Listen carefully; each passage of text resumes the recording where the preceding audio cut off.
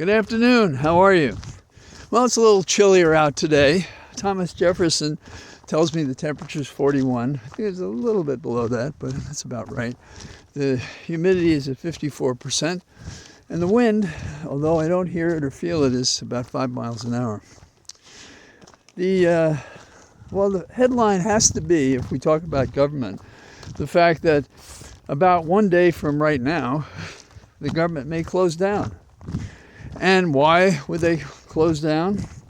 Well, I know you're getting ahead of me because you know this much yourself, I'm sure. We have two bulls in the china shop. We have big-ass Trump and Elon Musk, who believes he is the benefactor of America in terms of providing us with the wisdom and intelligence. So much so that Congresswoman Green asked him if he wanted to be speaker. I think that was tongue-in-cheek, because I think if Johnson fails as the speaker heading the cult group formerly known as the Republican Party, she would like to be the speaker. So we'll see what happens with that.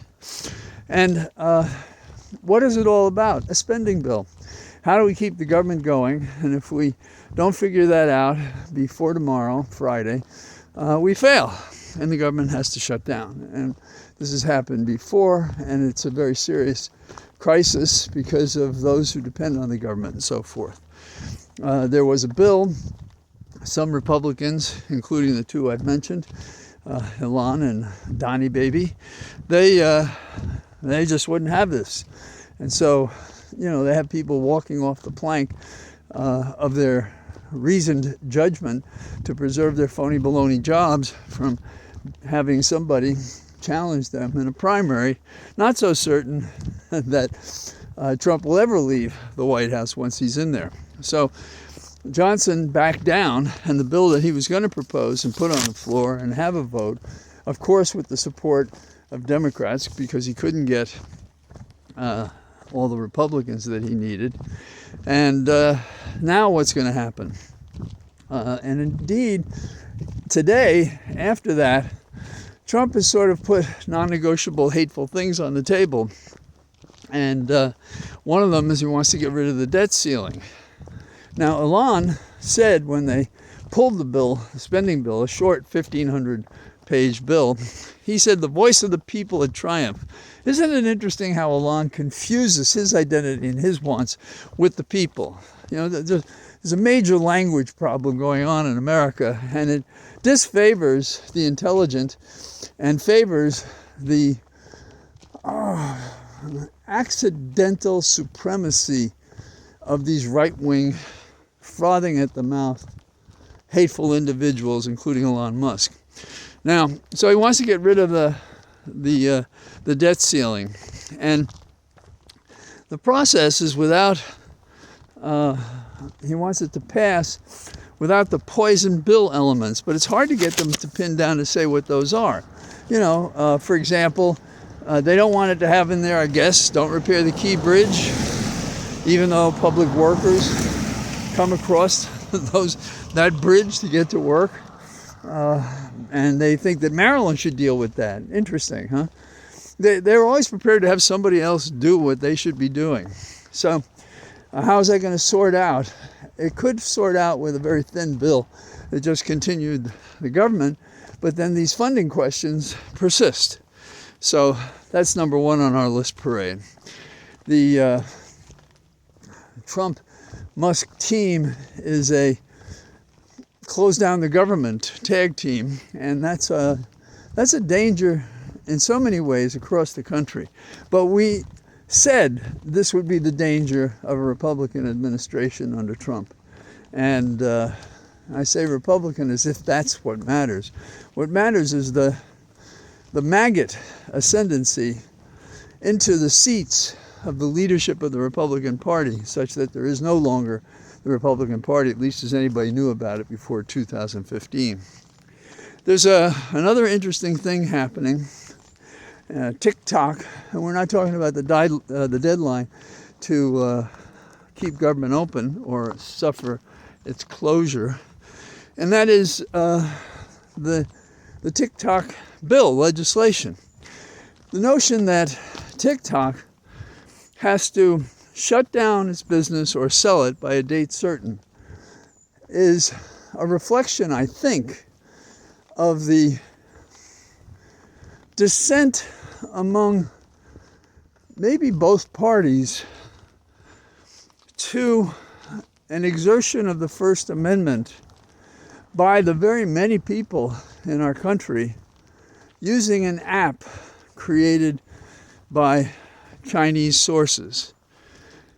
And I think what it has more to do with is a fear that they can't control what's being said on TikTok. They can't harness it.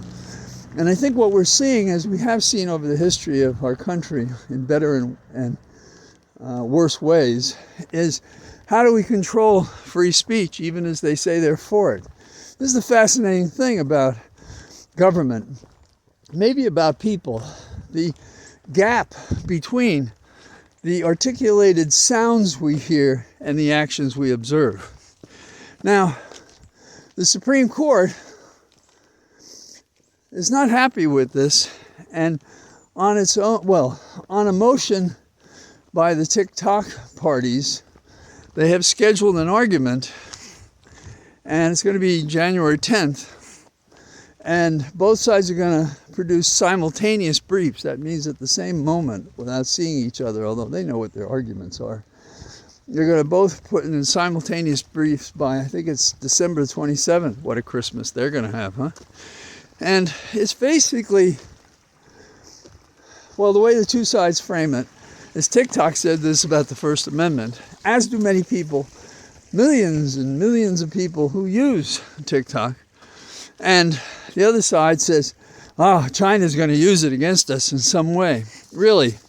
In some way different than what the government is doing because our government doesn't have a handle on it? Is that really what this is about? And I think it is. So there's a bipartisan effort with the Republicans leading the charge to muzzle public voices. And we're going to see more of this.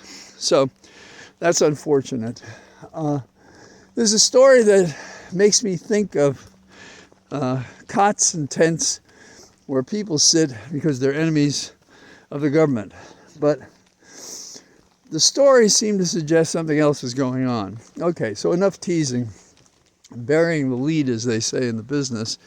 And it is that the Department of Justice, in the OPR section, Office of Professional Responsibility, that a prosecutor on the team, or leading the team, of the Special Counsel Smith entourage, says they received a complaint from the Trump side, and they were reporting it to OPR, so OPR could investigate it.